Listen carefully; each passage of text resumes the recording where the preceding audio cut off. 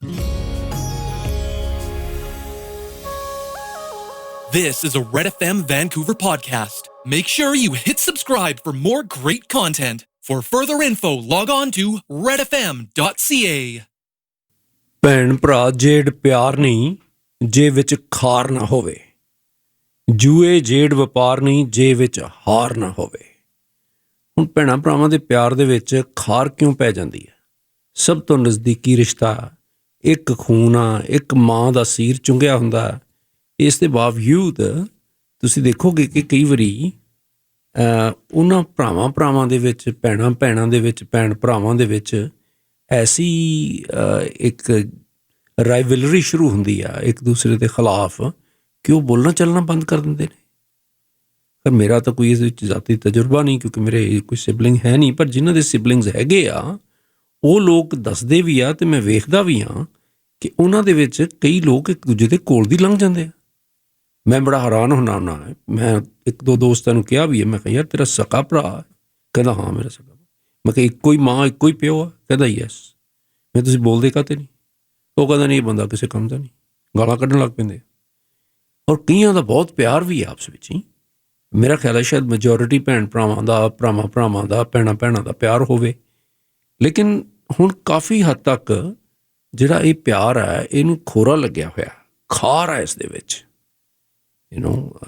ਇਸੇ ਤਰ੍ਹਾਂ ਇਹ ਖਾਰ ਕਈ ਵਾਰੀ ਰਾਈਵਲਰੀ ਦਾ ਰੂਪ ਐਸਾ ਧਾਰਨ ਕਰਦੀ ਹੈ ਕਿ ਇੱਕ ਦੂਜੇ ਨੂੰ ਨਾ ਪਸੰਦ ਕਰਨਾ ਤਾਂ ਇੱਕ ਗੱਲ ਹੈ, ਸਗੋਂ ਇੱਕ ਦੂਜੇ ਦਾ ਦੁਸ਼ਮਣ ਬਣ ਜਾਣਾ ਦੂਸਰੀ ਗੱਲ ਹੈ। ਸੋ ਇਹ ਕਿਉਂ ਹੁੰਦਾ ਇਸ ਤਰ੍ਹਾਂ? ਜੇ ਤੁਹਾਡਾ ਜੈਨੇਟਿਕ ਮਟੀਰੀਅਲ ਸੇਮ ਹੈ, ਤੁਸੀਂ ਇੱਕੋ ਵਾਤਾਵਰਨ 'ਚ ਪੜ੍ਹੇ ਹੋ, ਇੱਕੋ ਹੀ ਪਿਓ ਆ, ਇੱਕੋ ਹੀ ਮਾਂ ਦੇ ਢਿੱਡ ਲੱਤਾਂ ਦੇ ਲੀਆਂ, ਇੱਕੋ ਹੀ ਮਾਂ ਦਾ ਚੁੰਘ ਲਿਆ ਸੀਰ, ਫਿਰ ਕਿਉਂ ਨਹੀਂ ਹੁੰਦਾ ਤੁਹਾਡਾ ਉਹ ਵੀਰ? ਬਣਦਾ ਕਿਉਂ ਨਹੀਂ ਗਾ?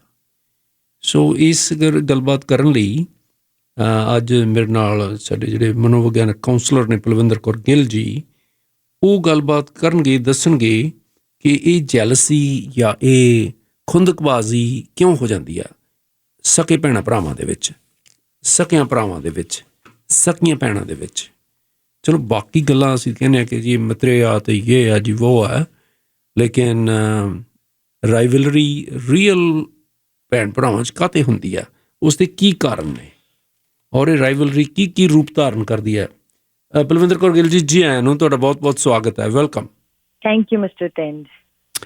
ਕਿਉਂ ਹੋ ਜਾਂਦੀ ਹੈ ਰਾਈਵਲਰੀ ਸਿਬਲਿੰਗਸ ਦੀ? ਹਾਂਜੀ ਮਿਸਟਰ ਟੈਂਡ, ਬੜਾ ਵਧੀਆ ਟੌਪਿਕ ਅੱਜ ਕੀਤਾ ਐਂਡ ਆਈ ਥਿੰਕ ਜਿਹਦੇ ਤੇ ਅਸੀਂ ਵੈਸੇ ਤਾਂ ਘੱਟ ਗੱਲ ਕਰਦੇ ਹਾਂ, ਪਰ ਜਿਵੇਂ ਤੁਸੀਂ ਕਿਹਾ ਗਾ ਕਿ ਇੱਕ ਹੀ ਘਰ ਦੇ ਵਿੱਚ, ਇੱਕ ਹੀ ਪਰਿਵਾਰ ਦੇ ਵਿੱਚ ਦੋ ਬੱਚਿਆਂ ਦਾ ਜਨਮ ਪਾਲਣ ਐਂਡ ਇੱਕ ਹੀ ਮਾਂ ਬਾਪ ਦੇ ਹੁੰਦਿਆਂ ਹੋਇਆਂ ਵੀ ਅਸੀਂ ਕਈ ਵਾਰ ਅਡਲਟ ਬਣ ਜਾਂਦੀ ਹੈ, ਉਹ ਅਡਲਟ ਤੱਕ ਕੈਰੀ ਹੋ ਜਾਂਦਾ।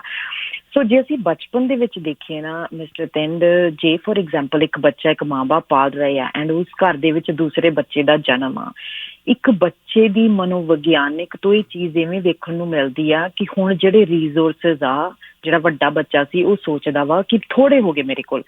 ਜੇ ਮੇਰੀ ਮਾਂ ਮੇਰੇ ਕੋਲ 24 ਘੰਟੇ ਰਹਿੰਦੀ ਸੀ, ਹੁਣ ਮੇਰੀ ਮਾਂ ਮੇਰੇ ਕੋਲ 12 ਘੰਟੇ ਹੀ ਰਹੂਗੀ। ਸੋ ਇੱਕ ਬੱਚੇ ਦੇ ਕਿਉਂਕਿ ਅਸੀਂ ਇੱਕ ਸੈਲਫ ਸਰਵਿੰਗ ਇੰਡੀਵਿਜੂਅਲ ਹੈ, ਬੱਚੇ ਜਿਹੜੇ ਛੋਟੇ ਹੁੰਦੇ ਆ ਉਹਨਾਂ ਨੂੰ ਹਮੇਸ਼ਾ ਹੁੰਦਾ ਵੀ ਮੇਰਾ ਵੀ ਮੈਂ ਆਪਦੇ ਆਪ ਨੂੰ ਸੈਲਫ ਪ੍ਰੀਜ਼ਰਵ ਕਰਨਾ ਵਾ, ਬਿਕਾਜ਼ ਉਦੋਂ ਨਹੀਂ ਉਹਨਾਂ ਦਾ ਇੱਦਾਂ ਦਿਮਾਗ ਜਾਂ ਕਪੈਸਿਟੀ ਹੁੰਦੀ ਕਿ ਉਹ ਐਮਪੈਥੀ ਕਰਨੇ ਆ। ਸੋ ਬੇਸਿਕਲੀ ਉਹਨਾਂ ਨੇ ਆਪਣੇ ਆਪ ਨੂੰ ਸਰਵਾਈਵ ਕਰਨਾ ਨਾ, ਉਹ ਆਪਦੇ ਆਪ ਰਿਸੋਰਸਿਸ ਵੇਖਦੇ ਆ, ਜਿੱਥੇ ਉਹਨਾਂ ਨੂੰ ਲੱਗਦਾ ਕਿ ਉਹਨਾਂ ਦੇ ਰਿਸੋਰਸਿਸ ਵੰਡੇ ਗਏ ਆ। ਤੁਸੀਂ ਆਮ ਦੇਖੋ, ਜਿਹੜੀ ਆਪਾਂ ਗੱਲ ਸ਼ੁਰੂ ਤੋਂ ਕਰਦੇ ਹਾਂ ਵੀ ਜਿਹੜੇ ਛੋਟੇ ਭੈਣ ਭਰਾ ਵੀ ਜਦੋਂ ਲੜਦੇ ਆ, ਸੋ ਉਹਨਾਂ ਦੀ ਲੜਾਈ ਇਸ ਕਰਕੇ ਹੁੰਦੀ ਬਿਕਾਜ਼ ਉਹਨਾਂ ਦੇ ਰਿਸੋਰਸਿਸ ਜਿਹੜੇ ਉਹਨਾਂ ਨੂੰ ਲੱਗਦੇ ਆ ਵੀ ਘੱਟ ਪੈ ਗਏ ਹੁੰਦੇ ਆ। ਐਂਡ ਜਿੱਥੇ ਇੱਕ ਮਾਂ ਬਾਪ 24 ਘੰਟੇ ਸਿਰਫ ਇੱਕ ਬੱਚੇ ਤੇ ਸੀ, ਹੁਣ ਉਹ 2 ਬੱਚਿਆਂ ਦੇ ਵਿੱਚ ਸਪਲਿਟ ਹੋ ਗਿਆ ਵਾ। ਫਿਰ ਜੇ ਤੀਸਰਾ ਬੱਚਾ ਆਉਂਦਾ, ਫਿਰ ਉਹ ਤੀਸਰੇ ਬੱਚੇ ਦੇ ਵਿੱਚ ਸਪਲਿਟ ਹੋ ਗਿਆ। ਐਂਡ ਜਿਹੜੇ ਸਾਡੇ ਘਰ ਆ ਉਹਨਾਂ ਦੇ ਵਿੱਚ ਮੋਸਟ ਆਫ ਦਾ ਟਾਈਮ ਜਿਹੜੀਆਂ ਮਾਨਸਿਕ ਜ਼ਰੂਰਤਾਂ ਬੱਚੇ ਨੂੰ ਮਾਂ ਬਾਪ ਤੋਂ ਮਿਲਦੀਆਂ, ਉਹ ਥੋੜ੍ਹੀਆਂ ਘਟੀ ਜਾਂਦੀਆਂ ਐਂਡ ਉਹ ਇੱਕ ਐਂਗਜ਼ਾਇਟੀ ਐਂਡ ਅੰਦਰ ਕਾਫੀ ਤਰ੍ਹਾਂ ਦੇ ਭਾਵਨਾਵਾਂ ਉਹਨਾਂ ਦੇ ਉਜਾਗਰ ਕਰਦੀਆਂ। ਪਲਵਿੰਦਰ ਜੀ, ਮੈਂ ਤੁਹਾਨੂੰ ਦੱਸ ਦਿੰਦਾ, ਇੱਕ ਪਰਿਵਾਰ ਨੂੰ ਮੈਂ ਜਾਣਦਾ, ਉਹਨਾਂ ਦੇ ਪਹਿਲਾਂ ਬੇਟੀ ਹੋ ਗਈ। ਬੇਟੀ ਉਹ ਤਕੜੀ ਸੀ ਵੈਸੇ ਸਿਹਤ ਤੋਂ, ਫਿਰ ਉਸ ਤੋਂ ਬਾਅਦ 3 ਸਾਲ ਬਾਅਦ ਉਹਨਾਂ ਦੇ ਬੇਟਾ ਹੋਇਆ। ਔਰ ਜਦੋਂ ਕਿਤੇ ਇਕੱਲੀ ਦੀ ਹੋਇਆ ਕਰੇ, ਉਹਦੀ ਮਾਤਾ ਇੱਧਰ ਉੱਧਰ ਹੋਇਆ ਕਰੇ, ਉਹ ਛੋਟੇ ਜਿਹੇ ਬੱਚੇ ਦੇ 1-2 ਚਪੇੜਾ ਮਾਰ ਦਿਆ ਕਰੇ ਕੁੜੀ। ਔਰ ਉਸ ਤੋਂ ਬਾਅਦ ਉਹਨੇ ਮਾਂ ਨੇ ਹਟਾਉਣਾ, ਕਈ ਵਾਰੀ ਉਹਨੂੰ ਘੂਰਨਾ ਵੀ। ਔਰ ਇੱਕ ਵਾਰੀ ਮੈਂ ਵੇਖਿਆ, ਉਹਨੇ ਫਿਰ ਮੈਨੂੰ ਦੱਸਿਆ, ਉਹ ਕਹਿੰਦੀ ਇਹ ਜੈਲਸ ਕਰਦੀ ਆ। ਛੋਟੀ ਜੀ ਕੁੜੀ ਆ, ਉਹ ਕਹਿੰਦੀ ਜੈਲਸ ਕਰਦੀ ਆ ਕਿ ਵੀ ਮੈਂ ਹੁਣ ਇਹਦੀ ਵੀ ਦੇਖਭਾਲ ਕਰਦੀ ਹਾਂ, ਉਹਦਾ ਟਾਈਮ ਜਿਹੜਾ ਉਹ ਸਟੀਲ ਕਰਦੀ ਹੈ। ਉਹਨੂੰ ਇਹ ਲੱਗ ਪਿਆ ਵੀ ਮੇਰੇ ਨਾਲੋਂ ਵੱਧ ਪਿਆਰ ਹੁਣ ਇਸ ਬੱਚੇ ਨੂੰ ਕਰਨ ਲੱਗ ਪਈ। ਯਾਨੀ ਛੋਟੇ ਛੋਟੇ ਹੁੰਦਿਆਂ ਤੋਂ ਹੀ ਮੇਰਾ ਖਿਆਲ ਰਾਈਵਲਰੀ ਪੈਦਾ ਹੋ ਜਾਂਦੀ ਹੈ। ਜੀ ਹਾਂ, ਐਂਡ ਇੱਕ ਇੱਕ ਕਾਮਨ ਚੀਜ਼ ਆ ਮਿਸਟਰ ਥਿੰਡ, ਬਿਕਾਜ਼ ਜੇ ਫੋਰ ਐਗਜ਼ਾਮਪਲ ਇੱਕ ਬੱਚਾ ਆਪਦੇ ਜਿਵੇਂ ਸੈਲਫ ਪ੍ਰਜ਼ਰਵਿੰਗ ਵਾਸਤੇ ਸੋਚਦਾ ਵੀ ਫੋਰ ਐਗਜ਼ਾਮਪਲ ਜੇ ਟਾਈਗਰ ਆ ਗਿਆ, ਮਾਂ ਨੇ ਇੱਕ ਨੂੰ ਬਚਾਉਣਾ, ਇਹਨੂੰ ਬਚਾਓਗੇ। ਸੋ ਇਹ ਸਿੰਪਲ ਜੀ ਚੀਜ਼ ਹੈ, ਤੇ ਉਹਨਾਂ ਨੂੰ ਲੱਗਦਾ ਵਾ ਕਿ ਹੋ ਸਕਦਾ ਮਾਂ ਹੁਣ ਇਹਨੂੰ ਬਚਾਊ ਤੇ ਮੈਨੂੰ ਨਹੀਂ ਬਚਾਊਗੀ। ਸੋ ਹਾਂਜੀ, ਮੈਂ ਇਹੀ ਪੁੱਛਣ ਲੱਗਿਆ ਸੀ ਤੁਹਾਨੂੰ ਵੀ ਇਹ ਜਿਹੜਾ ਰਿਲੇਸ਼ਨਸ਼ਿਪਸ ਦੇ ਵਿੱਚ ਕਿੱਥੇ ਤੱਕ ਫਰਕ ਪਾ ਸਕਦਾ ਰਾਈਵਲਰੀ ਜਿਹੜੀ ਹੈ? ਦੇਖੋ ਮਿਸਟਰ ਥਿੰਡ, ਇਸ ਚੀਜ਼ ਦਾ ਫਰਕ, ਜੇ ਅਸੀਂ ਇਸ ਚੀਜ਼ ਨੂੰ ਐਜ਼ ਅ ਪੈਰੈਂਟ, ਜਿਹੜੇ ਕਿ ਮੋਸਟ ਆਫ ਦਾ ਟਾਈਮ ਜਿਹੜੇ ਸਾਡੇ ਘਰਾਂ ਦੇ ਵਿੱਚ ਬੱਚੇ ਪ੍ਰਿਪੇਅਰ ਨਹੀਂ ਕੀਤੇ ਜਾਂਦੇ, ਜਦੋਂ ਅਸੀਂ ਦੂਸਰਾ ਬੱਚਾ ਆਉਂਦਾ ਘਰ ਦੇ ਵਿੱਚ ਜਾਂ ਫੈਮਿਲੀ ਮੈਂਬਰ ਕੋਈ ਵੀ ਐਡ ਹੁੰਦਾ ਵਾ, ਅਸੀਂ ਆਪਣੇ ਬੱਚਿਆਂ ਨੂੰ ਮਾਨਸਿਕ ਤੌਰ 'ਤੇ ਪ੍ਰਿਪੇਅਰ ਨਹੀਂ ਕਰਦੇ। ਐਂਡ ਦੂਸਰੀ ਇਹ ਚੀਜ਼ ਹੈ ਕਿ ਜਿਹੜੀਆਂ ਮਾਨਸਿਕ ਲੋੜਾਂ ਤਾਂ ਪਹਿਲਾਂ ਹੀ ਅਸੀਂ ਆਪਣੇ ਬੱਚਿਆਂ ਤੋਂ ਸਾਨੂੰ ਵਾਂਝੀਆਂ ਵਾ, ਸਾਨੂੰ ਪਤਾ ਨਹੀਂ ਲੱਗਦਾ। ਸੋ ਬੇਸਿਕਲੀ ਜਿਵੇਂ ਹੁਣ ਤੁਸੀਂ ਇਸ ਬੇਟੀ ਦੀ ਗੱਲ ਕੀਤੀ ਆ, ਉਹ ਕੰਪੀਟ ਕਰ ਰਹੀ ਸੀ ਅਟੈਂਸ਼ਨ ਵਾਸਤੇ, ਉਹਦੀਆਂ ਮਾਨਸਿਕ ਲੋੜਾਂ ਨਹੀਂ ਸੀ ਪੂਰੀਆਂ ਹੋ ਰਹੀਆਂ, ਐਂਡ ਉਹ ਮਾਨਸਿਕ ਲੋੜਾਂ ਕਿਸੇ ਨਾ ਕਿਸੇ ਆਪਦੇ ਐਗਰੈਸਿਵ ਬਿਹੇਵੀਅਰ ਦੇ ਵਿੱਚ ਦਿਖਾ ਰਹੀ ਸੀਗੀ। ਅੱਛਾ, ਕੋਈ ਫੇਵਰਿਟ ਚਿਲਡਰਨ ਵੀ ਹੁੰਦੇ ਆ ਜੀ ਪੇਰੈਂਟਸ ਦੇ? ਐਂਡ ਜਿਵੇਂ ਤੁਸੀਂ ਕਿਹਾਗਾ ਕਿ ਇੱਕ ਮਾਂ ਜਦੋਂ ਦੂਸਰੇ ਬੱਚਿਆਂ ਨਾਲ, ਬਿਕਾਜ਼ ਆਪਣੇ ਘਰਾਂ ਦੇ ਵਿੱਚ ਮਿਸਟਰ ਥਿੰਡ, ਐਂਡ ਜਿਹੜੀ ਜਿਵੇਂ ਤੁਸੀਂ ਕਿਹਾ ਕਿ ਬਹੁਤ ਜ਼ਿਆਦਾ ਕਿਉਂ ਹੋ ਜਾਂਦੀ ਆ, ਮੋਸਟ ਆਫ ਦਾ ਟਾਈਮ ਕਈ ਲੋਕਾਂ ਨੇ ਆਪਦੇ ਸਿਬਲਿੰਗਸ ਤੋਂ ਅਬਿਊਜ਼ ਵੀ ਫੇਸ ਕੀਤਾ ਪਿਆ। ਕਈ ਲੋਕਾਂ ਨੇ ਸਿਰਫ ਮਾਨਸਿਕ ਨਹੀਂ, ਸਰੀਰਕ ਅਬਿਊਜ਼ ਵੀ ਆਪਦੇ ਪਾਸਟ ਦੇ ਵਿੱਚ ਆਪਦੇ ਸਿਬਲਿੰਗਸ ਤੋਂ ਫੇਸ ਕੀਤਾ ਬਹੁਤ ਜ਼ਿਆਦਾ।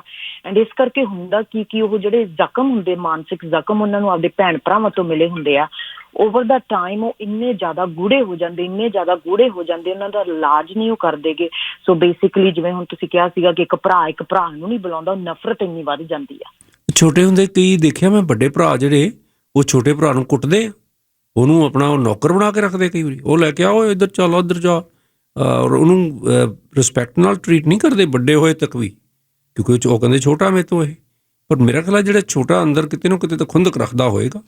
ਐਂਡ ਜੀ ਹਾਂ, ਸੋ ਕੋਈ ਵੀ ਬੱਚਾ ਜਿਵੇਂ ਟਰੀਟ ਕਰਦੇ, ਜਾਂ ਫਿਜ਼ੀਕਲ ਜਾਂ ਕੋਈ ਇਮੋਸ਼ਨਲ ਅਬਿਊਜ਼ ਆ, ਸਾਨੂੰ ਮਾਨਸਿਕ ਸੱਟ ਮਾਰਦਾ ਵਾ।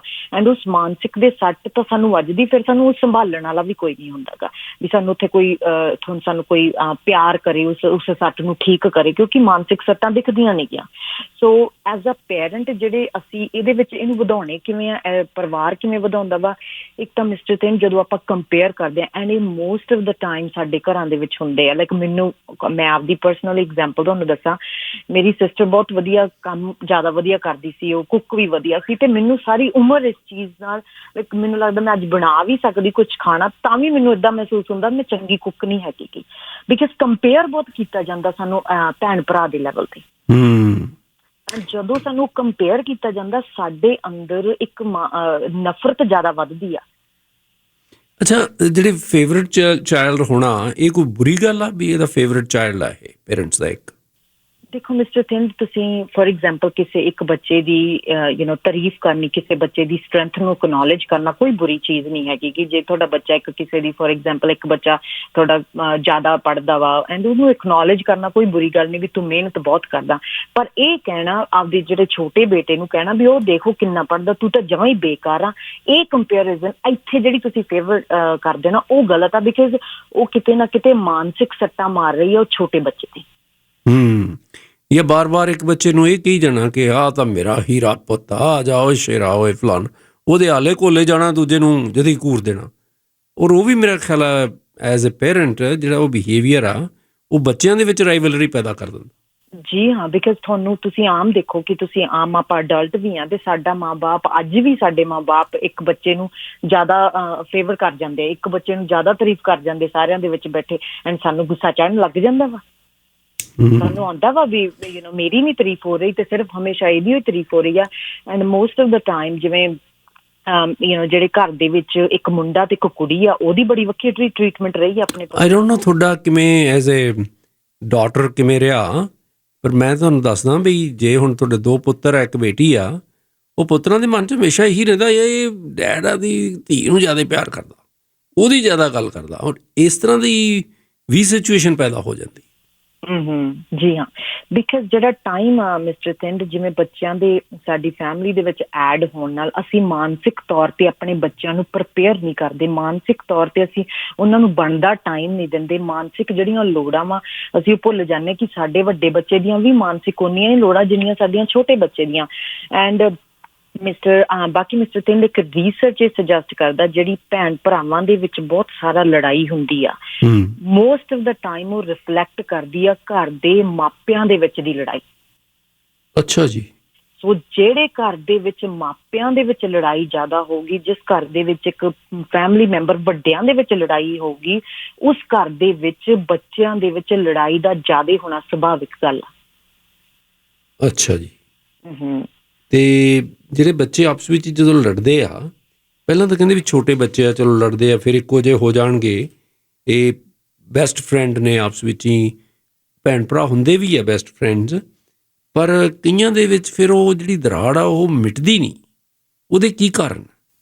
ਹਾਂਜੀ ਮਿਸਟਰ ਥਿੰਦਨ, ਇਹ ਸ਼ੁਰੂ ਤੋਂ ਜਦੋਂ ਸਾਡੇ ਬੱਚਿਆਂ ਦੇ ਵਿੱਚ ਇਹ ਚੀਜ਼ਾਂ ਪੈਦਾ ਹੁੰਦੀਆਂ, ਅਸੀਂ ਸ਼ੁਰੂ ਤੋਂ ਇਹਨੂੰ ਰਿਐਕਟ ਕਿਵੇਂ ਕਰਦੇ ਹਾਂ। ਅਸੀਂ ਫੋਰ ਐਗਜ਼ਾਮਪਲ, ਜੇ ਸਾਡੇ ਬੱਚੇ ਦੋ ਲੜ ਰਹੇ ਨੇ, ਇੱਕ ਦੂਜੇ ਨੂੰ ਬੋਲ ਰਹੇ ਨੇ, ਸਾਡਾ ਰਿਐਕਟ ਕੀ ਹੁੰਦਾ? ਸੋ ਸਭ ਤੋਂ ਪਹਿਲਾਂ ਤਾਂ ਇਹ ਜਾਣਨਾ ਬੜਾ ਜ਼ਰੂਰੀ ਹੈ ਕਿ ਜਦੋਂ ਵੀ ਮਿਸਟਰ ਥਿੰਦ ਤੁਹਾਡਾ ਕੋਈ ਬੱਚਾ ਵੱਡਾ ਹੋਵੇ, ਭਾਵੇਂ ਛੋਟਾ ਹੋਵੇ, ਚਾਹੇ ਆਪਾਂ ਵੀ ਹੋਵੇ, ਜਦੋਂ ਸਾਡੀ ਬੋਡੀ ਇੱਕ ਫਾਈਟ ਫਲਾਈਟ ਮੋਡ ਦੇ ਵਿੱਚ ਆ ਜਾਂਦੀ, ਜਿਹਦਾ ਮਤਲਬ ਉਹ ਮਾਨਸਿਕ, ਸਰੀਰਕ ਸ਼ਾਇਦ ਖਤਰਾ ਨਾ ਮਹਿਸੂਸ ਕਰਦੀ ਹੋਵੇ, ਪਰ ਉਹ ਮਾਨਸਿਕ ਖਤਰਾ ਮਹਿਸੂਸ ਕਰਦੀ ਹੋਵੇ, ਜਦੋਂ ਸਾਡੀ ਬੋਡੀ ਇੱਕ ਮਾਨਸਿਕ ਖਤਰੇ ਦੇ ਵਿੱਚ ਆ ਜਾਂਦੀ ਆ, ਉਦੋਂ ਜਿਹੜਾ ਸਾਡਾ ਸਹੀ ਦਿਮਾਗ ਆ ਉਹ ਬੰਦ ਹੋ ਜਾਂਦਾ ਕੰਮ ਕਰਨੋਂ। ਹੁਣ ਕਹਿੰਦੇ ਵੀ ਇਨਸਿਕਿਉਰ ਬੱਚੇ ਆ ਜਿਹੜੇ, ਉਹ ਜ਼ਿਆਦਾ ਇਸ ਤਰ੍ਹਾਂ ਦੇ ਰਾਈਵਲਰੀ ਦਾ ਸ਼ਿਕਾਰ ਹੋ ਜਾਂਦੇ ਆ। ਰੀਅਲੀ ਇਨਸਿਕਿਉਰਿਟੀ ਦੇ ਕੀ ਲੱਛਣ, ਕੀ ਬਚਪਨ ਦੇ ਵਿੱਚ ਬੱਚੇ ਕਿਹੜਾ ਪਤਾ ਲੱਗ ਜਾਂਦਾ ਵੀ ਇਹ ਇਨਸਿਕਿਉਰ ਬੱਚਾ? ਦੇਖੋ ਮਿਸਟਰ ਥਿੰਦ, ਘਰ ਦੇ ਵਿੱਚ ਇਹ ਬੜਾ ਜ਼ਰੂਰੀ ਹੈ, ਤੁਸੀਂ ਆਪਦਾ ਇਨਵਾਇਰਮੈਂਟ ਅਸੈਸ ਕਰੋ। ਜੇ ਤੁਹਾਡੇ ਬੱਚੇ ਬਹੁਤ ਜ਼ਿਆਦਾ ਇੰਗਜ਼ਾਇਟੀ ਤੇ ਇਨਸਿਕਿਉਰਿਟੀ ਦੇ ਵਿੱਚੋਂ ਜੇ ਉਹਨਾਂ ਦੀਆਂ ਔਖੀਆਂ ਭਾਵਨਾਵਾਂ ਹੋਣਗੀਆਂ, ਉਹ ਜ਼ਿਆਦਾ ਪੜਨਗੇ। ਜਿਹੜੇ ਬੱਚੇ ਜ਼ਿਆਦਾ ਫਰਸਟ੍ਰੇਟਡ ਰਹਿਣਗੇ, ਜਿਹੜੇ ਬੱਚੇ ਜ਼ਿਆਦਾ ਇੰਗਜ਼ਾਇਟੀ ਵਾਲੇ ਰਹਿਣਗੇ, ਜਿਹੜੇ ਬੱਚੇ ਜ਼ਿਆਦਾ ਡਿਸਅਪੁਆਇੰਟਡ ਰਹਿਣਗੇ ਜਾਂ ਇਨਸਿਕਿਉਰ ਰਹਿਣਗੇ ਜਾਂ ਸੇਫ ਨਹੀਂ ਮਹਿਸੂਸ ਕਰਨਗੇ, ਉਹਨਾਂ ਬੱਚਿਆਂ ਦੀ ਲੜਾਈ ਆਪਦੇ ਭੈਣ ਭਰਾਵਾਂ ਨਾਲ ਕੁਦਰਤੀ ਤੌਰ ਤੇ ਜ਼ਿਆਦਾ ਹੋਊਗੀ, ਬਿਕਾਜ਼ ਉਹ ਅੰਦਰੋਂ ਉਹਨਾਂ ਦੀਆਂ ਭਾਵੁਕ ਲੈਵਲ। ਸੋ ਸਭ ਤੋਂ ਪਹਿਲਾਂ ਇਹ ਬੜਾ ਜ਼ਰੂਰੀ ਹੈ ਕਿ ਤੁਸੀਂ ਆਪਦਾ ਇਨਵਾਇਰਮੈਂਟ ਘਰ ਦਾ ਅਸੈਸ ਕਰੋ। ਇਹ ਅਸੈਸ ਕਰੋ ਕਿ ਮੇਰਾ ਬੱਚਾ ਮਾਨਸਿਕ ਤੌਰ ਤੇ ਇਸ ਘਰ ਦੇ ਵਿੱਚ ਸੇਫ ਮਹਿਸੂਸ ਕਰ ਰਿਹਾ ਵਾ, ਮੇਰਾ ਬੱਚਾ ਮਾਨਸਿਕ ਤੌਰ ਤੇ ਜਿਹੜੀਆਂ ਉਹਦੀਆਂ ਨੀਡਸ ਆ ਉਹਨੂੰ ਸੁਣ ਰਿਹਾ ਵਾ, ਕੋਈ ਉਹਨੂੰ ਅਟੈਂਸ਼ਨ ਮਿਲ ਰਹੀ ਆ। ਸੋ ਜਦੋਂ ਤੁਸੀਂ ਆਪਦਾ ਘਰ ਦਾ ਇਨਵਾਇਰਮੈਂਟ ਅਸੈਸ ਕਰਨ ਲੱਗ ਜਾਓਗੇ, ਉਹੀ ਇਨਵਾਇਰਮੈਂਟ ਤੁਹਾਡੇ ਬੱਚੇ ਆਪਦੇ ਦਿਮਾਗ ਦੇ ਵਿੱਚ ਕੈਰੀ ਕਰੀ ਬੈਠੇ ਆ। ਸੋ ਜੇ ਤੁਹਾਡੇ ਘਰ ਦੇ ਵਿੱਚ ਇਨਸਿਕਿਉਰਿਟੀ, ਫੋਰ ਐਗਜ਼ਾਮਪਲ ਜੇ ਇੱਕ ਮਾਂ ਬੜੀ ਇਨਸਿਕਿਉਰ ਆ ਰਿਸ਼ਤਿਆਂ ਦੇ ਵਿੱਚ, ਜੇ ਇੱਕ ਫਾਦਰ ਬੜਾ ਇਨਸਿਕਿਉਰ ਆ, ਜੇ ਇੱਕ ਘਰ ਦਾ ਮਾਹੌਲ ਹੀ ਬੜਾ ਇਨਸਿਕਿਉਰ, ਡਰ ਦਾ ਮਾਹੌਲ ਆ, ਐਂਡ ਕੁਦਰਤੀ ਤੌਰ ਤੇ ਕਿ ਜਿਹੜਾ ਬੱਚਾ ਵਾ ਉਹ ਸੇਫ ਨਹੀਂ ਮਹਿਸੂਸ ਕਰ ਸਕਦਾ ਮਾਨਸਿਕ ਤੌਰ ਤੇ, ਐਂਡ ਉਹ ਡਰ, ਇਨਸਿਕਿਉਰਿਟੀ ਐਂਡ ਐਂਗਜ਼ਾਇਟੀ ਮਹਿਸੂਸ ਕਰੂਗਾ। ਅੱਛਾ, ਇੱਕ ਗੱਲ ਇਹ ਜ਼ਰੂਰ ਦੱਸੋ ਵੀ ਰਾਈਵਲਰੀ ਕਿਸ ਕਿਸਮ ਦੀ ਆ? ਕਿੰਨੀਆਂ ਕਿਸਮਾਂ ਨੇ ਜਿਹੜੀ ਆਪਸ ਵਿੱਚ ਹੀ ਮੇਰੀ ਬੱਚਿਆਂ ਦੀ, ਭੈਣ ਭਰਾਵਾਂ ਦੀ ਆਪਸ ਵਿੱਚ ਹੀ ਰਾਈਵਲਰੀ ਹੋ ਜਾਂਦੀ ਹੈ? ਹਾਂਜੀ ਮਿਸਟਰ ਥਿੰਦ, ਸੋ ਪਹਿਲਾਂ ਤਾਂ ਇਹ ਦੇਖਣਾ ਕਿ ਜਿਹੜੀ ਇਹ ਲੜਾਈ ਹੈ ਨਾ, ਇਹ ਇੱਕ ਵੈਰੀ ਕਾਮਨ ਹਿੱਸਾ, ਅਸੀਂ ਇਹ ਤੋਂ ਭੱਜ ਨਹੀਂ ਸਕਦੇ, ਅਸੀਂ ਇਸ ਨੂੰ ਜਾਣ ਕੇ ਇਹਨੂੰ ਘਟਾ ਸਕਦੇ ਹਾਂ। ਇਹ ਜਿਹੜੇ ਭਾਵੁਕ ਐਕਸਪੀਰੀਅੰਸ ਸਾਡੇ ਬੱਚਿਆਂ ਦੇ ਆਉਂਦੇ ਆ, ਅਸੀਂ ਉਹਨਾਂ ਨੂੰ ਮੈਨੇਜ ਕਰਨਾ ਸਿੱਖ ਸਕਦੇ। ਸੋ ਇੱਕ ਕਾਮਨ ਚੀਜ਼ ਹੈ, ਜਦੋਂ ਕਿਸੇ ਬੱਚੇ ਨੂੰ ਇੱਕ ਰਿਸੋਰਸਿਸ ਉਹਦਾ ਵੰਡਿਆ ਦਿਖਿਆ, ਉਹਦੇ ਲਈ ਰਿਐਕਟ ਕਰਨਾ ਬੜਾ ਕਾਮਨ ਚੀਜ਼ ਹੈ, ਐਂਡ ਉਹ ਰਿਐਕਟ ਕਰੂਗਾ ਵੀ, ਪਰ ਉਸ ਰਿਐਕਸ਼ਨ ਨੂੰ ਤੁਸੀਂ ਕਿਵੇਂ ਹੈਂਡਲ ਕਰਦੇ? ਸੋ ਮੋਸਟ ਜਿਵੇਂ ਤੁਸੀਂ ਕਿਹਾ, ਇਹ ਇਮੋਸ਼ਨਲ ਵੀ ਹੋ ਸਕਦਾ, ਇਹ ਫਿਜ਼ੀਕਲ ਵੀ ਹੋ ਸਕਦਾ ਵਾ, ਜਿਹੜਾ ਤਾਂ ਬਹੁਤ ਜ਼ਿਆਦਾ ਐਕਸਟ੍ਰੀਮ ਹੈ। ਬਹੁਤ ਕੇਸ ਫਿਜ਼ੀਕਲ ਸਿਬਲਿੰਗਸ ਜਿਹੜੇ ਫਿਜ਼ੀਕਲੀ ਦੇ ਵਿੱਚ ਉਹ ਰਿਪੋਰਟ ਵੀ ਹੁੰਦੇ ਆ US ਦੇ ਵਿੱਚ, ਬਹੁਤ ਜ਼ਿਆਦਾ ਅਮਾਊਂਟ ਦੇ ਵਿੱਚ, ਜਿਹੜੇ ਸਿਬਲਿੰਗਸ ਅਬਿਊਜ਼ ਕਰਦੇ ਆ ਫਿਜ਼ੀਕਲੀ ਇੱਕ ਦੂਜੇ ਨੂੰ। ਸੋ ਜਿਹੜਾ ਓਬਵੀਅਸਲੀ ਜਿਹੜਾ ਫਿਜ਼ੀਕਲ ਅਬਿਊਜ਼ ਆ, ਉਹ ਤਾਂ ਬਹੁਤ ਜ਼ਿਆਦਾ ਜ਼ਖਮੀ ਕਰ ਦਿੰਦਾ ਇੱਕ ਭੈਣ ਭਰਾ ਨੂੰ। ਬਹੁਤ ਔਖਾ ਵਾ ਕਿ ਤੁਸੀਂ ਇੱਕ ਪ੍ਰੋਪਰ ਇੱਕ ਸੋਲਿਡ ਰਿਸ਼ਤਾ, ਜੇ ਤੁਸੀਂ ਬਦਲੋ ਨਾ ਆਪਦੇ ਆਪ ਨੂੰ, ਆਪਦੇ ਜ਼ਖਮ ਨਾ ਠੀਕ ਕਰੋ, ਬਹੁਤ ਔਖਾ ਹੁੰਦਾ ਕਿ ਉਹ ਰਿਸ਼ਤਾ ਤੁਸੀਂ ਵੱਡੀ ਉਮਰ ਦੇ ਵਿੱਚ ਵੀ ਜਾ ਕੇ ਵਧੀਆ ਕਰੋ। ਤਾਂ ਹੀ ਬਹੁਤ ਜਿਹੜੇ ਕਈ ਰਿਸ਼ਤੇ ਆਪਣੇ ਭੈਣ ਭਰਾਵਾਂ ਦੇ ਉਹ ਕੱਢਦੇ ਆ। ਇੱਕ ਹੁੰਦਾ ਇਮੋਸ਼ਨਲ ਅਬਿਊਜ਼। ਸੋ ਜਦੋਂ ਸਾਡੇ ਇਹ ਚੀਜ਼ਾਂ ਸਾਡੇ ਘਰ ਦੇ ਵਿੱਚ ਇਹ ਹੁੰਦੀਆਂ ਵਾ, ਐਂਡ ਜੇ ਤਾਂ ਸਾਡੇ ਬੱਚਿਆਂ ਨੂੰ ਮਦਦ ਮਿਲ ਗਈ, ਇੰਟਰਵੀਨ ਕਿਸੇ ਨੇ ਕਰਤਾ ਤੇ ਉਹ ਇਨਵਾਇਰਮੈਂਟ ਫਿਰ ਸੇਫ ਬਣਾਤਾ, ਫਿਰ ਤਾਂ ਉਹਨਾਂ ਲਈ ਇਹਨਾਂ ਜ਼ਖਮਾਂ ਚੋਂ ਨਿਕਲਣਾ ਸੌਖਾ ਹੋ ਜਾਂਦਾ। ਪਰ ਜੇ ਇਸ ਘਰ ਦੇ ਵਿੱਚ ਇੱਕ ਲੜਾਈ ਆ, ਬੱਚੇ ਵੀ ਲੜ ਰਹੇ ਤੇ ਅਡਲਟ ਵੀ ਉੱਥੇ ਬਾਅਦ ਵਿੱਚ ਆ ਕੇ ਉਹਨਾਂ ਦੇ ਵਿੱਚ ਪੈ ਕੇ ਲੜ ਰਹੇ ਆ, ਐਂਡ ਉੱਥੇ ਕੋਈ ਸੇਫਟੀ ਨਹੀਂ ਆ ਰਹੀ, ਫਿਰ ਇਹਨਾਂ ਦਾ ਜਿਹੜਾ ਜ਼ਖਮ ਆ ਇਹ ਜ਼ਿਆਦਾ ਮਾਨਸਿਕ ਤੌਰ ਤੇ ਬੱਚੇ ਡਿਸਟਰਬ ਰਹਿਣ ਲੱਗ ਜਾਂਦੇ ਆ, ਐਂਡ ਇਹਨਾਂ ਦੇ ਰਿਸ਼ਤੇ ਸਫਰ ਕਰਦੇ ਆ, ਨਾਟ ਜਸਟ ਬਿਕਾਜ਼ ਇਹਨਾਂ ਦੇ ਭੈਣ ਭਰਾਵਾਂ ਦੇ ਨਾਲ ਰਿਸ਼ਤੇ ਸਫਰ ਕਰਦੇ, ਇਹਨਾਂ ਦੇ ਹੋਰ ਥਾਵਾਂ ਤੇ ਵੀ ਰਿਸ਼ਤੇ ਸਫਰ ਕਰਦੇ ਆ। ਦੂਸਰਾ ਇਹ ਦੱਸੋ ਵੀ ਇਹਦਾ ਕੋਈ ਫਾਇਦਾ ਵੀ ਹੁੰਦਾ, ਲਾਭ ਵੀ ਪਹੁੰਚਦਾ ਕੋਈ ਇਹਦਾ ਜਿਹੜਾ ਰਾਈਵਲਰੀ ਦਾ? ਕਿਉਂਕਿ ਜੇ ਉਹ ਇੱਕ ਦੂਜੇ ਨਾਲ ਜ਼ਿੱਦ ਰਹੇ ਆ, ਕੰਪੀਟੀਸ਼ਨ ਤਾਂ ਚੰਗਾ ਦੋਨੇ ਬੱਚਿਆਂ ਦੀ ਇੰਪਰੂਵਮੈਂਟ ਲਈ, ਕਿ ਨਹੀਂ? ਜੀ ਹਾਂ ਮਿਸਟਰ ਤਿੰਡ, ਐਂਡ ਜਿਵੇਂ ਆਪਾਂ ਪਹਿਲਾਂ ਕਿਹਾ ਗਾ ਕਿ ਇਹ ਬੜਾ ਜ਼ਰੂਰੀ ਹੈ ਕਿ ਅਸੀਂ ਨੂੰ ਦੇਖੋ ਹਰ ਚੀਜ਼ ਇੱਕ ਚੰਗੀ ਵੀ ਬਣ ਸਕਦੀ, ਇੱਕ ਬੁਰੀ ਵੀ ਬਣ ਸਕਦੀ ਆ। ਕੋਈ ਵੀ ਚੀਜ਼ ਆ ਉਹਨੂੰ ਤੁਸੀਂ ਯੂਜ਼ ਕੀ ਕਰਨਾ, ਉਹਨੂੰ ਤੁਸੀਂ ਮੈਨੇਜ ਕਿਵੇਂ ਕਰਨਾ, ਇੱਕ ਨਾਈਫ ਦੀ ਤਰ੍ਹਾਂ ਵਾ। ਜੇ ਉਹਨੂੰ ਗਲਤ ਤਰੀਕੇ ਨਾਲ ਵਰਤੋਗੇ ਤਾਂ ਬਹੁਤ ਗਲਤ ਤਰੀਕੇ ਨਾਲ ਸਾਨੂੰ ਖਰਾਬ ਕਰ ਸਕਦਾ, ਪਰ ਜੇ ਚੰਗੀਆਂ ਚੀਜ਼ਾਂ, ਸਬਜ਼ੀਆਂ ਕੱਟੋਗੇ, ਫਲ ਫਰੂਟ ਕੱਟੋਗੇ, ਸੋਹਣਾ ਡੈਕੋਰੇਸ਼ਨ ਕਰੋਗੇ ਤਾਂ ਉਹ ਵੀ ਬੜਾ ਇੱਕ ਵਧੀਆ ਟੂਲ ਬਣ ਸਕਦਾ। ਸੋ ਬੇਸਿਕਲੀ ਜਿਹੋ ਜਿਹੀਆਂ ਚੀਜ਼ਾਂ ਸਾਡੇ ਬੱਚੇ ਚਾਹੁੰਦੀਆਂ ਵਾ, ਇੱਕ ਓਪਰਚੁਨਿਟੀ ਵੀ ਬਹੁਤ ਆ ਕਿ ਅਸੀਂ ਵੱਖਰੀ ਸੋਚ ਦੇ ਲੋਕਾਂ ਨਾਲ ਕਿਵੇਂ ਰਹਿਣਾ, ਕਿ ਅਸੀਂ ਸ਼ੇਅਰ ਕਰਨੀ ਚੀਜ਼ ਕਿਵੇਂ ਸਿੱਖਣੀ ਆ, ਕਿ ਅਸੀਂ ਇੱਕ ਦੂਜੇ ਨਾਲ ਗੱਲਬਾਤ ਕਰਨੀ ਕਿਵੇਂ ਸਿੱਖਣੀ ਆ, ਕਿ ਇੱਕ ਦੂਜੇ ਨਾਲ ਅਸੀਂ ਰਹਿਣਾ ਬਹਿਣਾ ਕਿਵੇਂ ਸਿੱਖਣਾ। ਆਈ ਮੀਨ ਜੇ ਇਹ ਬੜੀ ਵਧੀਆ ਓਪਰਚੁਨਿਟੀ ਹੈ, ਬੱਚਾ ਇੱਕ ਦੂਜੇ ਨਾਲ ਰਹਿਣਾ ਸਿੱਖਦਾ ਇਹਨਾਂ ਸਿਚੁਏਸ਼ਨ ਦੇ ਵਿੱਚੋਂ। ਜੇ ਤੁਸੀਂ ਡਿਸਐਗਰੀਮੈਂਟ ਹੋ ਗਿਆ, ਤੁਸੀਂ ਆਪਦੇ ਆਪ ਨੂੰ ਕਿਵੇਂ ਹੈਂਡਲ ਕਿਵੇਂ ਕਰਨਾ। ਪਰ ਇਹ ਬੜਾ ਜ਼ਰੂਰੀ ਹੈ ਕਿ ਇੱਕ ਮਾਪਾ ਵੀ ਉੱਥੇ ਕਾਮ ਹੋਵੇ। ਫੋਰ ਐਗਜ਼ਾਮਪਲ, ਜੇ ਦੋ ਬੱਚੇ ਲੜ ਰਹੇ ਨੇ ਐਂਡ ਇੱਕ ਮਦਰ ਵੀ ਆ ਗਈ ਤੇ ਉਹ ਵੀ ਗੁੱਸੇ ਦੇ ਵਿੱਚ ਲੜਨ ਲੱਗ ਗਈ, ਤੇ ਉਹ ਵੀ ਗੁੱਸੇ ਦੇ ਵਿੱਚ ਇੱਕ ਨੂੰ ਕਹਿਣ ਲੱਗੀ ਜਾਂ ਦੂਸਰੇ ਨੂੰ ਕਹਿਣ ਲੱਗੀ, ਉੱਥੇ ਇਸ ਜਿਹੜੇ ਇੰਸੀਡੈਂਟ ਨੇ ਕੋਈ ਪੋਜ਼ੀਟਿਵ ਚੀਜ਼ ਨਹੀਂ ਸਰਵ ਕੀਤੀ। ਪਰ ਜਦੋਂ ਇੱਕ ਕੌਮ ਆ ਜਾਂਦੀ ਹੈ, ਜਦੋਂ ਇੱਕ ਕੌਮ ਫਾਦਰ ਵੀ ਆ ਜਾਂਦਾ, ਜਦੋਂ ਇੱਕ ਸ਼ਾਂਤ ਆ ਜਾਂਦਾ, ਤੇ ਉਹ ਦੋਨਾਂ ਨੂੰ ਸ਼ਾਂਤ ਕਰਦੇ। ਇੱਕ ਤਾਂ ਕਦੇ ਇਹ ਨਾ ਸੋਚੋ ਕਿ ਇੱਕ ਮੇਰਾ ਵੱਡਾ ਬੱਚਾ, ਇਹਨੂੰ ਤਾਂ ਸਿਆਣਾ ਬਣਨਾ ਚਾਹੀਦਾ, ਛੋਟਾ ਤਾਂ ਚਲੋ ਏਦਾਂ ਹੀ ਹੁੰਦਾ ਵਾ। ਜੀ ਨਹੀਂ, ਜਦੋਂ ਅਸੀਂ ਭਾਵੁਕ ਤੌਰ ਤੇ ਮਿਸਟਰ ਤਿੰਡ ਅਸੀਂ ਭਾਵੁਕ ਤੋਂ ਹੋਏ ਹੁੰਦੇ ਆ ਨਾ, ਉਦੋਂ ਸਾਡੇ ਚ ਉਮਰ ਦਾ ਫਰਕ ਨਾਲ ਅਸੀਂ ਸਿਆਣੇ ਨਹੀਂ ਬਣਦੇ। ਸੋ ਆਪਣੇ ਦੋਨਾਂ ਬੱਚਿਆਂ ਨੂੰ ਇਕੁਅਲੀ ਇਨਵੋਲਵ ਕਰਨਾ ਤੇ ਐਕਸੈਪਟ ਕਰਨਾ। ਇਹ ਨਾ ਕਹਿਣਾ ਵੱਡੇ ਨੂੰ ਤੂੰ ਤਾਂ ਸਿਆਣਾ ਵਾ, ਤੂੰ ਤਾਂ ਕੁਛ ਸੋਚ, ਤੂੰ ਛੋਟੇ ਨੂੰ ਕੀਤਾ, ਬਿਕਾਜ਼ ਆਮ ਨੋਰਮਲੀ ਆਪਣੇ ਘਰਾਂ ਦੇ ਵਿੱਚ ਇਹ ਚੀਜ਼ ਹੁੰਦੀ ਆ। ਸੋ ਆਪਣੇ ਬੱਚੇ ਦੀਆਂ ਭਾਵਨਾਵਾਂ ਨੂੰ ਸਮਝਣਾ ਐਂਡ ਉਹਨਾਂ ਨੂੰ ਐਕਸੈਪਟ ਕਰਨੀਆਂ ਸਿਖਾਉਣਾ ਕਿ ਇਟਸ ਓਕੇ, ਜਦੋਂ ਅਸੀਂ ਦੋ ਲੋਕਾਂ ਨਾਲ ਰਹਿੰਦੇ ਹਾਂ ਇਹ ਚੀਜ਼ਾਂ ਆ ਸਕਦੀਆਂ ਵਾ, ਪਰ ਇਹਦਾ ਮਤਲਬ ਇਹ ਨਹੀਂ ਤੁਸੀਂ ਬੁਰੇ ਲੋਕ ਆ। ਬਸ ਇਹਨਾਂ ਨੂੰ ਤੁਹਾਨੂੰ ਮੈਨੇਜ ਕਰਨਾ ਸਿੱਖਣਾ ਆਉਣਾ ਚਾਹੀਦਾ। ਬਲਵਿੰਦਰ ਜੀ, ਇਹ ਦੱਸੋ ਵੀ ਜਦੋਂ ਛੋਟੇ ਛੋਟੇ ਬੱਚੇ ਆ, ਚਲੋ ਨਿੱਕੀ ਨਿੱਕੀ ਗੱਲਾਂ ਤੇ ਮਾਂ ਦੇ ਪਿਆਰ ਲਈ, ਮਾਂ ਦੇ ਟਾਈਮ ਲਈ ਉਹ ਲੜਦੇ ਰਹਿੰਦੇ ਆ, ਜਦੋਂ ਐਡਲਟ ਹੁੰਦੇ ਆ ਤਾਂ ਫਿਰ ਕੀ ਹੁੰਦਾ? ਐਡਲਟ ਵੇਲੇ ਬਣਨ ਵੇਲੇ ਉਹ ਸਾਰਾ ਬਿਹੇਵੀਅਰ ਫਿਰ ਰਿਫਲੈਕਟ ਹੁੰਦਾ ਰਹਿੰਦਾ। ਜਿਹੜੇ ਵੱਡੇ ਭਰਾ ਛੋਟੇ ਭਰਾ ਨੂੰ ਕੁੱਟਦੇ ਰਹਿੰਦੇ ਆ ਜਾਂ ਵੱਡੀਆਂ ਭੈਣਾਂ ਤਾੜ ਕੇ ਰੱਖਦੀਆਂ ਛੋਟੇ ਭਰਾਵਾਂ ਨੂੰ, ਕਿ ਫਿਰ ਬਾਅਦ ਦੇ ਵਿੱਚ ਉਹਨਾਂ ਦੇ ਮਨਾਂ ਦੇ ਵਿੱਚ ਪਈ ਹੋਈ ਮਗਰੋੜੀ ਉਹ ਕਦੇ ਠੀਕ ਨਹੀਂ ਹੁੰਦੀ? ਜੀ ਹਾਂ ਮਿਸਟਰ ਤਿੰਡ, ਆਮ ਜਦੋਂ ਲੋਕ ਕਾਉਂਸਲਿੰਗ ਦੇ ਵਿੱਚ ਆਉਂਦੇ ਤੇ ਅਸੀਂ ਸੋਚਦੇ ਆ ਕਿ ਜਾਂ ਤਾਂ ਕਪਲ ਕਾਉਂਸਲਿੰਗ ਹੁੰਦੀ ਜਾਂ ਪੈਰੈਂਟਿੰਗ ਜਾਂ ਇੰਡੀਵਿਜੂਅਲ, ਪਰ ਮੇਰੇ ਕੋਲ ਕਈ ਕਲਾਇੰਟ ਇੱਦਾਂ ਦੇ ਵੀ ਆਉਂਦੇ ਜਿਨ੍ਹਾਂ ਨੇ ਆਪਦੇ ਭੈਣ ਭਰਾਵਾਂ ਦੇ ਵਿੱਚ ਰਿਸ਼ਤੇ ਠੀਕ ਕਰਨੇ ਹੋਣ। ਸੋ ਤੁਸੀਂ ਪ੍ਰੋਫੈਸ਼ਨਲੀ ਕਾਉਂਸਲਿੰਗ ਵੀ ਲੈ ਸਕਦੇ ਹੋ ਇਸ ਰਿਸ਼ਤੇ ਨੂੰ ਠੀਕ ਕਰਨ ਵਾਸਤੇ। ਬਾਕੀ ਜਿਵੇਂ ਤੁਸੀਂ ਕਹਿ ਰਹੇ ਸੀ, ਜੀ ਹਾਂ, ਸੋ ਜਿਹੜੀਆਂ ਵੀ ਸਾਡੇ ਭਾਵ ਐਂਡ ਮੋਸਟਲੀ ਜਿਹੜਾ ਰਿਸਰਚ ਮਿਸਟਰ ਥਿੰਡ ਉਹ ਕਹਿੰਦਾ ਨਾ ਕਿ ਜਿਹੜੇ ਦੋ ਭੈਣਾਂ ਹੁੰਦੀਆਂ ਵਾ ਉਹਨਾਂ ਦੇ ਰਿਸ਼ਤੇ ਜ਼ਿਆਦਾ ਬੈਟਰ ਹੁੰਦੇ ਦੋ ਭਰਾਵਾਂ ਦੇ ਵਿੱਚ ਆਪਸ ਦੇ ਵਿੱਚ। ਕਿਉਂ? ਸੋ ਇੱਕ ਜਿਹੜੀਆਂ ਔਰਤਾਂ ਵਾ, ਜਿਹੜੀਆਂ ਸਿਸਟਰ ਉਹਨਾਂ ਦੇ ਬੌਂਡ ਸਟਰੋਂਗ ਜ਼ਿਆਦਾ ਇਸ ਕਰਕੇ ਹੁੰਦੇ ਕਿਉਂਕਿ ਉਹ ਭਾਵੁਕ ਲੈਵਲ ਤੇ ਆਪਦੀਆਂ ਫੀਲਿੰਗਸ ਇੱਕ ਦੂਜੇ ਨਾਲ ਸ਼ੇਅਰ ਕਰਨ ਲੱਗ ਜਾਂਦੀਆਂ। ਐਂਡ ਉੱਥੇ ਜਿਹੜੀ ਜਿਵੇਂ ਉਹ ਇਕੱਠੇ ਰਹਿ ਕੇ ਇਕੱਲਾਪਣ ਜਿਹਾ ਨਹੀਂ ਰਹਿੰਦਾ ਤੇ ਉਹਨਾਂ ਦੇ ਵਿੱਚ ਬੌਂਡ ਸਟਰੋਂਗ ਜ਼ਿਆਦਾ ਬਣ ਜਾਂਦਾ। ਐਂਡ ਜਿਹੜੇ ਦੋ ਮੁੰਡੇ ਹੁੰਦੇ ਆ ਉਹ ਆਪਸ 'ਚ ਇੱਕ ਦੂਜੇ ਨੂੰ ਕੰਪੀਟੀਸ਼ਨ ਦੇਖਦੇ ਆ। ਅੱਛਾ ਜੀ।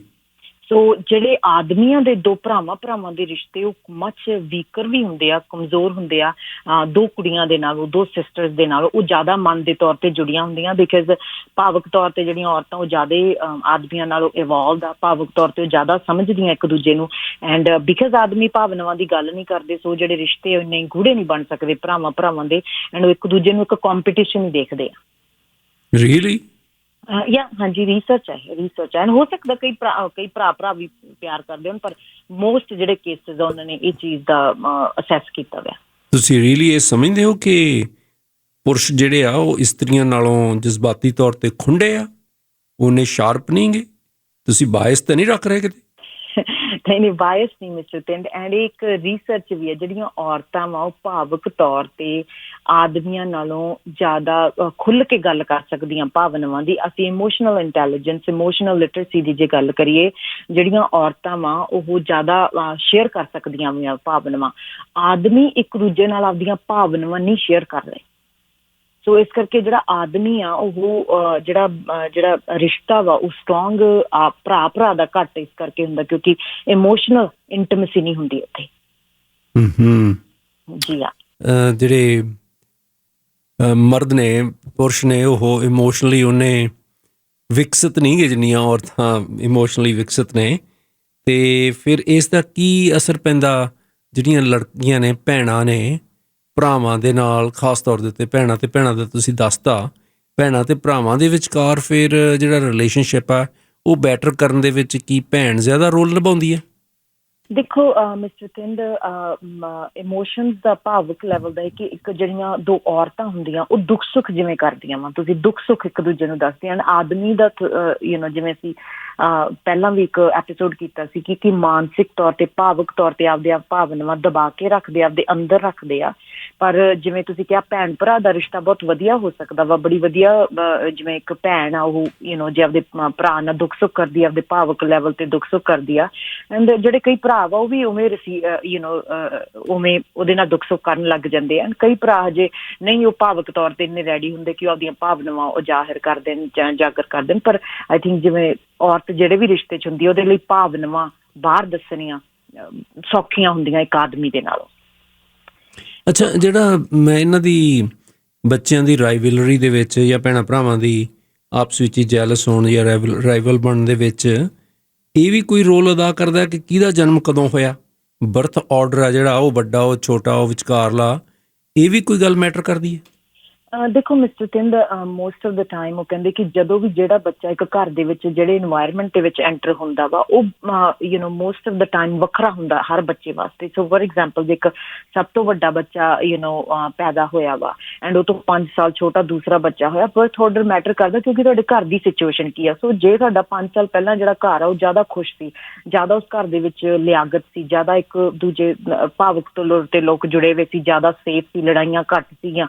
ਪਰ 5 ਸਾਲ ਬਾਅਦ ਕੋਈ ਤੁਹਾਡੀ ਲਾਈਫ 'ਚ ਜਾਂ ਕ੍ਰਾਈਸਿਸ ਆਇਆ, ਕੋਈ ਫਾਈਨੈਂਸ਼ੀਅਲ ਪ੍ਰੋਬਲਮ ਆਈ, ਕੋਈ ਵੀ ਹੋਰ ਆ ਸਕਦੀ, ਜਾਂ ਫੈਮਿਲੀ ਦੇ ਵਿੱਚ ਕਿਸੇ ਤਰ੍ਹਾਂ ਦੀ ਡੈਥ ਹੋਈ ਐਂਡ ਜਦੋਂ ਤੁਹਾਡਾ ਉਹ ਬੱਚੇ ਦਾ ਜਨਮ ਹੋਇਆ ਵਾ ਉਦੋਂ ਤੁਹਾਡੇ ਘਰ ਦਾ ਜਿਹੜਾ ਸਿਚੁਏਸ਼ਨ ਸੀ, ਮਾਹੌਲ ਸੀ, ਉਹ ਅਨਸੇਫ ਤੇ ਇਨਸਿਕਿਉਰ ਸੀ। ਸੋ ਅਫਕੋਰਸ ਜਿਹੜਾ ਇਹ ਬੱਚਾ 5 ਸਾਲ ਪਹਿਲਾਂ ਤੇ ਜਿਹੜਾ ਇਹ ਬੱਚਾ ਵਾ ਇਹਨਾਂ ਦੀ ਮਾਨਸਿਕਤਾ ਦੇ ਵਿੱਚ ਫਰਕ ਜ਼ਰੂਰ ਹੋਊਗਾ ਕਿਉਂਕਿ ਜਿਹੜਾ ਓਲਡਰ ਆ ਉਹ ਥੋੜਾ ਸਿਕਿਉਰ ਜ਼ਿਆਦਾ ਹੋਊਗਾ ਕਿਉਂਕਿ ਉਹ ਇੱਕ ਪੋਜ਼ਿਟਿਵ ਇਨਵਾਇਰਮੈਂਟ ਦੇ ਵਿੱਚ ਆਇਆ ਤੇ ਉੱਥੇ ਉਹਦੀ ਪਰਵਰਿਸ਼ ਛੋਟੇ 3-4 ਸਾਲ ਉਹਦੀ ਪਰਵਰਿਸ਼ ਉਸ ਇਨਵਾਇਰਮੈਂਟ ਦੇ ਵਿੱਚ ਹੋਈ। ਹੁਣ ਸਾਡੇ ਸੱਭਿਆਚਾਰ ਦੇ ਵਿੱਚ ਜਿਹੜਾ ਵੱਡਾ ਭਰਾ ਹੈ ਜਾਂ ਵੱਡੀ ਭੈਣ ਆ, ਜਿਹੜਾ ਵੱਡਾ ਬੱਚਾ ਹੈ, ਉਹਦੀ ਰਿਸਪੈਕਟ ਜ਼ਿਆਦਾ ਹੁੰਦੀ ਆ। ਸੋ ਉਹਦੀ ਗੱਲ ਮੰਨ ਲਈ ਜਾਂਦੀ ਆ। ਫਿਰ ਉਹ ਕਹਿੰਦੇ ਚਲੋ ਮੈਂ ਵੱਡਾ, ਮੇਰੀ ਗੱਲ ਤੁਸੀਂ ਮੰਨ ਲਓ। ਜੇ ਵੱਡਾ ਚਲੇ ਜਿਵੇਂ ਕਹਿੰਦਾ ਠੀਕ ਆ, ਇਹ ਫਾਰਮੂਲਾ ਠੀਕ ਹੈ ਜੀ ਤੁਹਾਡੇ ਖਿਆਲ 'ਚ? ਰਾਈਵਲਰੀ ਵਧਣ ਘਟਣ ਦੇ ਵਿੱਚ ਇਹਦਾ ਰੋਲ ਹੈਗਾ? ਦੇਖੋ ਇਹ ਹੋ ਹੋ ਸਕਦਾ ਬਿਕਾਜ਼ ਫੋਰ ਐਗਜ਼ਾਮਪਲ ਕਈ ਵਾਰ ਜਦੋਂ ਅਸੀਂ ਸਾਡੇ ਵੱਡੇ ਭੈਣ ਭਰਾ ਹੁੰਦੇ ਆ ਸਾਨੂੰ ਇੱਦਾਂ ਲੱਗਦਾ ਹੁੰਦਾ ਕਿ ਸਾਨੂੰ ਇੱਕ ਜਿਹੜੀ ਵੀ ਚੀਜ਼ ਆ ਸਾਨੂੰ ਆਪਦੇ ਅੰਦਰ ਆਪਦੀਆਂ ਚੀਜ਼ਾਂ ਦਬਾਉਣੀਆਂ ਪੈਂਦੀਆਂ ਕਿਉਂਕਿ ਬਿਕਾਜ਼ ਸਾਡੀ ਕਦੇ ਪੁੱਛੀ ਨਹੀਂ ਜਾਂਦੀ, ਸਾਡਾ ਕਦੇ ਓਪੀਨੀਅਨ ਨਹੀਂ ਮੈਟਰ ਹੁੰਦਾ, ਸਾਨੂੰ ਕਿਤੇ ਵੈਲੀਡੇਟ ਨਹੀਂ ਕੀਤਾ ਜਾਂਦਾ, ਸਾਨੂੰ ਪ੍ਰੋਪਰਲੀ ਹੀਅਰ ਨਹੀਂ ਕੀਤਾ ਜਾਂਦਾ ਗਾ। ਸੋ ਜੇ ਇਹ ਜਿਹੇ ਐਕਸਪੀਰੀਅੰਸ ਤੁਹਾਡੇ ਹੋਏ ਆ ਆਪਦੇ ਭੈਣ ਭਰਾਵਾਂ ਦੇ ਵਿਚਕਾਰ ਤਾਂ ਕੋਰਸ ਇੱਕ ਨੈਗੇਟਿਵ ਐਕਸਪੀਰੀਅੰਸ ਤੁਹਾਡੇ ਵਿੱਚ ਹੈ, ਤੁਸੀਂ ਆਪਦੇ ਆਪ 'ਚ ਦੱਬੇ ਮਹਿਸੂਸ ਕਰੋਗੇ ਬਿਕਾਜ਼ ਤੁਹਾਨੂੰ ਉਹੀ ਜਿਹੜੀ ਇਕੁਆਲਿਟੀ ਸੀ ਉਹ ਨਹੀਂ ਮਿਲੇਗੀ। ਸੋ ਇੱਦਾਂ ਨਹੀਂ ਕਹਿਣਾ, ਜਦੋਂ ਵੀ ਤੁਸੀਂ ਉੱਚਾ ਨੀਵਾਂ ਕਿਸੇ ਨੂੰ ਕਰ ਦਿੰਦੇ, ਕਿਸੇ ਨੂੰ ਉੱਪਰ ਬਿਠਾ ਦਿੰਦੇ ਹੋ, ਕਿਸੇ ਨੂੰ ਥੱਲੇ ਬਿਠਾ ਦਿੰਦੇ ਆ, ਜਿਹੜਾ ਗੈਪ ਆ ਰਿਸ਼ਤੇ ਦਾ ਉਹ ਆਬਵੀਅਸਲੀ ਵੱਧ ਜਾਂਦਾ ਹੈ। ਉਹਦੇ ਨਾਲ ਫਰਕ ਤਾਂ ਪੈਂਦਾ ਨਫ਼ਰਤ ਦਾ। ਬਾਕੀ ਮੈਂ ਕਲਾਇੰਟਾਂ ਨੂੰ ਹਮੇਸ਼ਾ ਕਹਿੰਦੀ ਹੁੰਦੀ ਹਾਂ ਕਿ ਜਿਵੇਂ ਤੁਸੀਂ ਆਮ ਜਿਹੜੇ ਲਿਸਨਰ ਹੁਣ ਸੁਣ ਵੀ ਰਹੇ ਆ, ਤੁਸੀਂ ਆਪਣੇ ਭੈਣ ਭਰਾਵਾਂ ਨਾਲ ਕਿਸ ਤਰੀਕੇ ਨਾਲ ਵਰਤਦੇ ਆ ਪੈਟਰਨ ਪਛਾਣੋ। ਫੋਰ ਐਗਜ਼ਾਮਪਲ ਤੁਸੀਂ ਇਹ ਕਹਦੇ ਕਿ ਜਦੋਂ ਵੀ ਮੈਂ ਆਪਦੀ ਛੋਟੀ ਭੈਣ ਨੂੰ ਮਿਲਦੀ ਮੈਂ ਹਮੇਸ਼ਾ ਕ੍ਰਿਟੀਸਾਈਜ਼ ਹੀ ਕਰਦੀ ਉਹਨੂੰ, ਜਦੋਂ ਵੀ ਮੈਂ ਆਪਦੇ ਵੱਡੇ ਭਰਾ ਨੂੰ ਮਿਲਦਾ ਵਾ ਮੈਂ ਹਮੇਸ਼ਾ ਉਹਦੀ ਹਾਂ ਦੀ ਉਡੀਕ ਕਰਦਾ ਰਹਿੰਦਾ। ਮੈਂ ਜਦੋਂ ਖਾਣਾ ਵੀ ਕੁਛ ਹੁੰਦਾ ਤੇ ਮੈਂ ਇਕੱਲਾ ਡਿਸਾਈਡ ਨਹੀਂ ਕਰ ਸਕਦਾ ਤੇ ਮੈਨੂੰ ਆਪਦੇ ਵੱਡੇ ਭਰਾ ਦੀ ਸਹਿਮੀਅਤ ਚਾਹੀਦੀ, ਮੈਂ ਖਾਣਾ ਵੀ ਕੀ ਆ, ਜਾਂ ਮੈਂ ਕੋਈ ਕਾਰ ਵੀ ਕੋਈ ਨਵੀਂ ਲੈਣੀ ਆ ਤਾਂ ਮੈਨੂੰ ਆਪਦੇ ਭਰਾ ਦੀ ਸਹਿਮੀਅਤ ਚਾਹੀਦੀ ਆ। ਜਾਂ ਜਿਵੇਂ ਵੀ ਜਿਹੜਾ ਵੀ ਤੁਹਾਡਾ ਪੈਟਰਨ ਆ, ਤੁਹਾਨੂੰ ਲੱਗਦਾ ਕਿ ਹਰ ਵੇਲੇ ਜਦੋਂ ਮੈਂ ਆਪਦੇ ਭੈਣ ਭਰਾ ਦੇ ਕੋਲੇ ਹੁੰਨਾ ਮੈਂ ਆਹ ਚੀਜ਼ ਕਰਦਾ, ਉਸ ਪੈਟਰਨ ਨੂੰ ਤੋੜਨ ਦੀ ਕੋਸ਼ਿਸ਼ ਕਰੋ। ਜਦੋਂ ਤੁਸੀਂ ਉਸ ਪੈਟਰਨ ਨੂੰ ਤੋੜੋਗੇ ਹੋਊਗਾ ਕਿ ਤੁਹਾਡਾ ਰਿਸ਼ਤਾ ਟਰਾਂਸਫਾਰਮ ਹੋਊਗਾ। ਜੇ ਤਾਂ ਤੁਹਾਡਾ ਰਿਸ਼ਤਾ ਬਹੁਤ ਵਧੀਆ ਇੱਕ ਦੂਜੇ ਨਾਲ ਫਿਰ ਤਾਂ ਤੁਸੀਂ ਉਹ ਪੈਟਰਨ ਫੋਲੋ ਕਰ ਸਕਦੇ ਹੋ।